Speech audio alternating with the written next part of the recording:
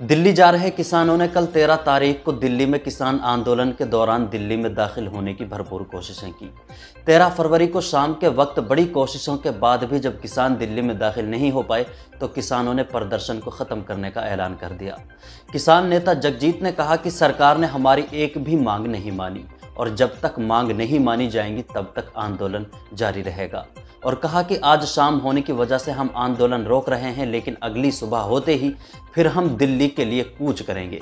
किसानों को दिल्ली में दाखिल होने से रोकने के लिए सरकार ने भी कड़े इंतजाम किए हैं। इन कड़े इंतजामों की वजह से ज़्यादातर किसान शंभू बॉर्डर पर अटके हुए हैं। यहाँ पुलिस ने उन्हें कड़ी मशक्कत के बाद रोका और पुलिस और किसानों के बीच यहाँ माहौल तनावपूर्ण बना हुआ है। यहाँ किसानों को खदेड़ने के लिए पुलिस ने ड्रोन के जरिए आंसू गैस के गोले दागे और बॉर्डर पर पुलिस ने कुछ किसानों को हिरासत में भी लिया।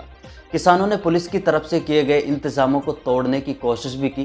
किसान ट्रैक्टरों के जरिए बैरिकेड को हटाते हुए भी देखे गए। कुछ घायल किसानों की तस्वीरें भी सामने आई। आंसू गैस के गोलों से तितर बितर होते हुए किसान भी नजर आए। किसानों ने खेतों का रास्ता अपनाने की कोशिश की, लेकिन खेतों में भी उन पर आंसू गैस के गोले छोड़े गए।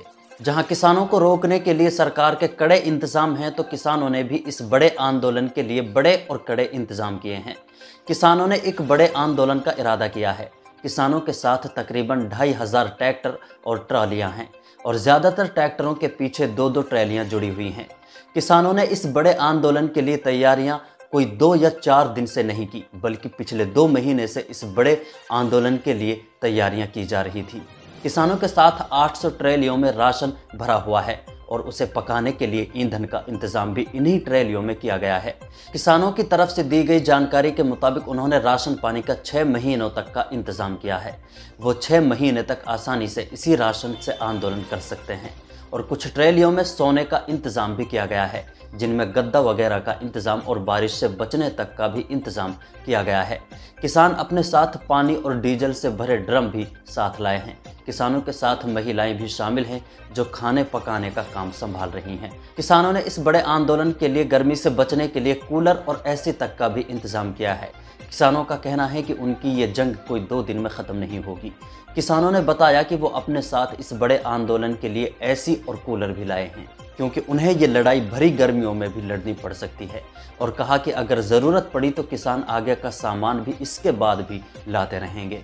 पंजाब की तरफ से आने वाले किसान शंभू, खनौरी और डबवाली बॉर्डर से दिल्ली में एंट्री करने की कोशिश कर रहे हैं और जिद पर अड़े हुए हैं। किसानों के लिए इन तीनों में से सबसे अहम शंभू बॉर्डर है, जहां 1000 से 1500 ट्रैक्टर दिल्ली में दाखिल होने की कोशिश कर रहे हैं, जबकि खनौरी और डबवाली से 500 ट्रैक्टर उनके साथ किसान आगे बढ़ने की कोशिश कर रहे हैं और दिल्ली में दाखिल होने की जिद पर अड़े हुए हैं। इस किसान आंदोलन के चलते हरियाणा के 7 जिलों में और राजस्थान के 3 जिलों में इंटरनेट बंद कर दिया गया है और तकरीबन 15 जिलों में धारा 144 लगा दी गई है। बीते दिन 13 फरवरी को इस किसान आंदोलन की वजह से दिल्ली पूरे दिन जाम से जूझती रही। लोगों को काफ़ी परेशानियों का सामना भी करना पड़ा। राहुल गांधी की न्याय यात्रा छत्तीसगढ़ तक पहुंच चुकी है। यहां एक सभा को संबोधित करते हुए राहुल गांधी ने कहा कि हम किसानों को एमएसपी की लीगल गारंटी देंगे। यह मैनिफेस्टो में शामिल होगा और केंद्र में सरकार बनते ही इसे लागू किया जाएगा। फसलों के दाम कम होने पर भी सरकार किसानों की फसलों की भरपाई करेगी। याद रहे कि किसानों की सबसे बड़ी और पहली मांग एमएसपी ही है, जो किसान और सरकार के बीच एक जंग बनी हुई है। लेकिन इस बीच ना तो किसान पीछे हटने का नाम ले रहे हैं और ना ही सरकार किसानों की मांगों को पूरा करने का नाम ले रही है। किसानों से जुड़ी हर एक दिन की अपडेट्स हम आप तक पहुंचाते रहेंगे। वीडियो को लाइक कर दें और शेयर कर दें। अगर चैनल को सब्सक्राइब नहीं किया है तो चैनल को सब्सक्राइब जरूर